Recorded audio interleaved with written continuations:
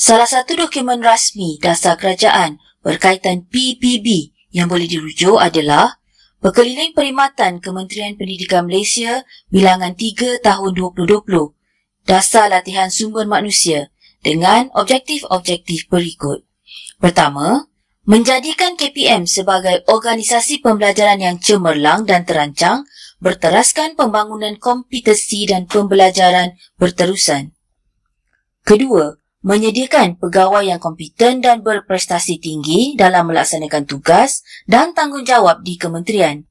Ketiga, melahirkan pegawai yang berfikiran aras tinggi dan kehadapan, tangkas, berkemahiran digital dan kreatif. Keempat, menyediakan peluang dan kemudahan pembelajaran kepada semua pegawai agar dapat meningkatkan kompetensi, produktiviti dan kualiti perkhidmatan.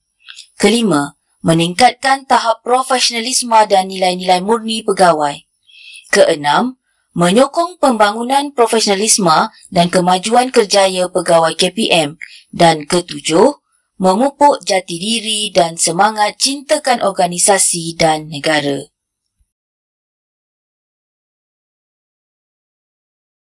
Objektif utama PPB adalah 1. Meningkatkan kualiti guru dan kepimpinan secara berterusan. 2. Menggalakkan pegawai perkhidmatan pendidikan mengikuti latihan terancang dan sistematik seperti sesi latihan, pembelajaran dan pembangunan kendiri. Ketiga, memenuhi keperluan pegawai perkhidmatan pendidikan mengikuti kursus wajib sekurang-kurangnya sekali dalam tempoh grade semasa.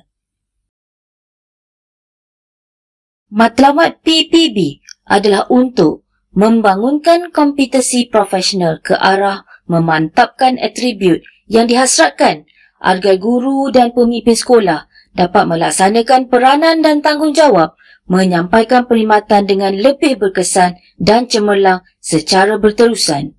Hal ini penting bagi melahirkan model insan yang holistik selaras dengan hasrat falsafah pendidikan kebangsaan. Pembangunan kompetensi profesional melibatkan dimensi nilai profesional, pengetahuan dan kemahiran seperti ditunjukkan dalam gambar rajah. Sepanjang tempoh perkhidmatan, guru dan pemimpin sekolah perlu memperolehi, menguasai pengetahuan dan kemahiran baharu serta meningkatkan amalan nilai profesional. Nilai profesional menjadi tunjang pembangunan kendiri kerana nilai merupakan unsur kritikal untuk memupuk dan memantapkan jiwa guru dan pemimpin sekolah sebagai pendidik. Guru dan pemimpin sekolah yang berjiwa pendidik akan sentiasa menjunjung etika keguruan dan mempunyai integriti profesional yang tinggi dalam melaksanakan tanggungjawabnya untuk meningkatkan keberhasilan murid.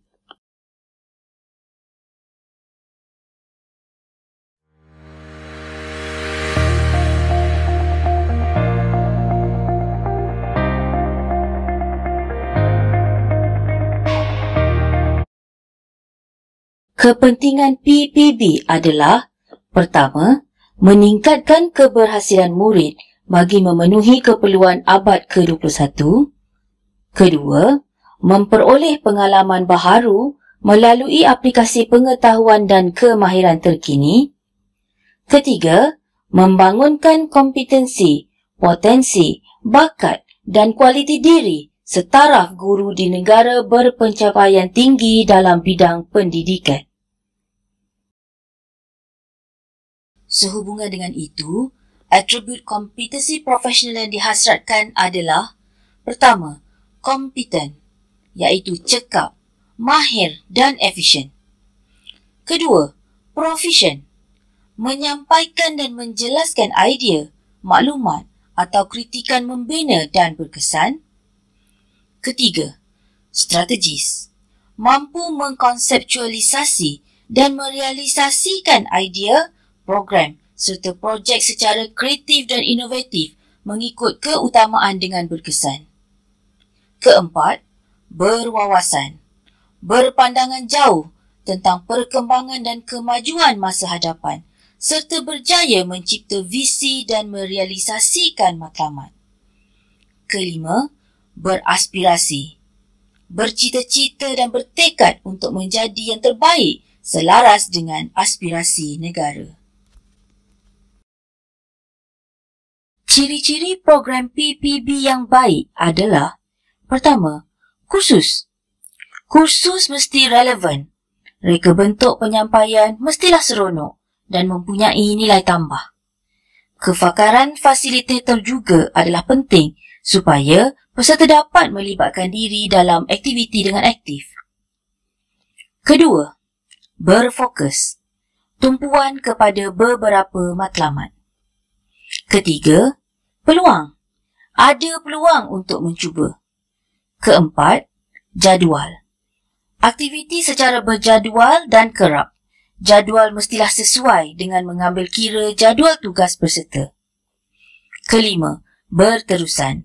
Pendekatan mestilah berterusan dan elakkan one shot. Berikut merupakan peranan sebagai pemimpin di sekolah dalam menjayakan program PPB. Pertama, mengenal pasti dan merancang keperluan latihan. Kedua, memantau pelaksanaan. Ketiga, menentu dan memastikan peruntukan dan perbelanjaan kursus mematuhi dasar dan peraturan. Keempat, memastikan laporan dihasilkan. Kelima, memastikan rekod disimpan dalam buku perkhidmatan bersama-sama dengan eviden. Dan yang keenam, membuat penilaian keberkesanan kursus. Beberapa contoh aktiviti PPB adalah kursus, bengkel, wacana ilmu, lawatan penanda aras dan lain-lain. Kitaran PPB bertujuan untuk membantu guru dan pemimpin sekolah mengambil pendekatan yang lebih berstruktur dalam melaksanakan PPB. Guru dan pemimpin sekolah juga dapat menilai amalan ketika menjalankan tugas dan mengenal pasti aspek utama yang boleh ditambah baik dalam bidang masing-masing. PPB dilihat sebagai suatu proses kitaran yang bermula dengan mengenal pasti keperluan PPB masa hadapan, merancang PPB, melaksanakan PPB, membuat penilaian dan perkongsian, melengkapkan portfolio PPB dan akhir sekali membuat refleksi. Kitaran ini akan berulang untuk membangunkan PPB yang baik.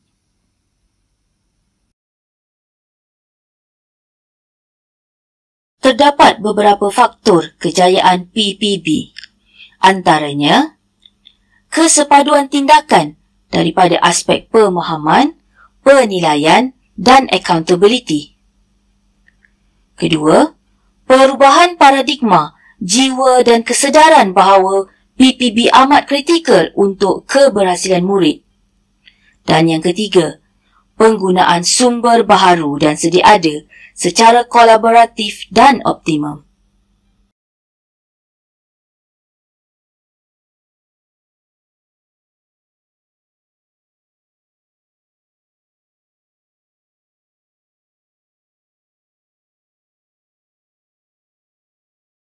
Menurut Ibrahim Mamat 1996, terdapat 3 fasa dalam model proses latihan, iaitu fasa pertama, persediaan latihan, di mana ia bermula dengan analisis keperluan latihan dan diikuti dengan reka bentuk latihan.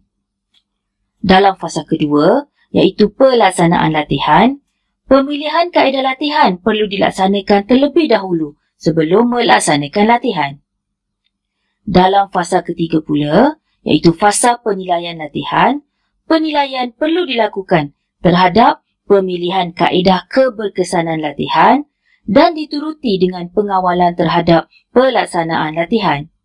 Seterusnya, yang terakhir, membuat penilaian terhadap keberkesanan latihan. Model program latihan IAB diadaptasi daripada Ibrahim Mamat 1956. Dimulakan dengan pertama, analisis keperluan latihan. Kedua, mereka bentuk program PPB. Ketiga, melaksanakan program PPB. Keempat, penilaian program PPB. Dan kelima, tindakan susulan.